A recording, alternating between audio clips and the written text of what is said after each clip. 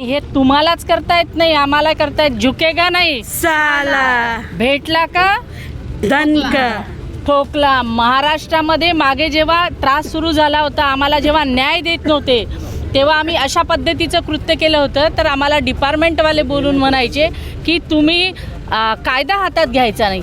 आता काय चाललं आहे महाराष्ट्रामध्ये, काय करतायत रुपालीताई चाकणकर महिला आयोगाच्या अध्यक्ष आहे. त्यांनी व्हिजिट द्यायला पाहिजे होती या ठिकाणी, परंतु त्या ठिकाणाहून क्लीन चिट देत आहेत. रुपालीताई चाकणकर, तुम्ही फक्त महिला आयोगाच्या अध्यक्ष नाही, प्रदेश अध्यक्षसुद्धा आहे. आणि ज्या पद्धतीने तुम्ही कारभार चालवताय ना, महाराष्ट्रातली महिला काँग्रेस मात्र तुम्हाला स्वस्थ बसू देणार नाही. ज्या दिवशी हे प्रकरण घडलं, तुमचे कोणीही लोक त्या ठिकाणी नव्हते, परंतु आमची महिला काँग्रेस त्या ठिकाणी होती. मी सुद्धा संपर्क साधला होता, परंतु दाद द्यायला तयार नाही. परंतु आता आम्ही ऐकणार नाही, जिल्ह्यामध्ये आंदोलन करू. नुसता पंकजा ताईचाच प्रश्न नाही आहे, महाराष्ट्रातली प्रत्येक महिला भयभीत आहे, प्रत्येक मुलगी भयभीत आहे. आता आम्ही तुम्हाला सोडणार नाही.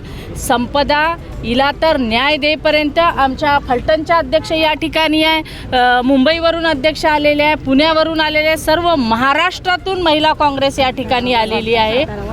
सातारा, वाई, अमरावती सगळ्या ठिकाणाहून झालेली आहे. काँग्रेसनं अनेक ठिकाणी आंदोलन देखील केले. महत्त्वाचा विषय आहे की ज्या रुपाली चाकणकर बोलल्या, त्यांच्या राजीनाम्याची मागणी करताय का त्यांनी पदाचा बघा, राजीनामाची मागणी करून काहीही अर्थ नाही.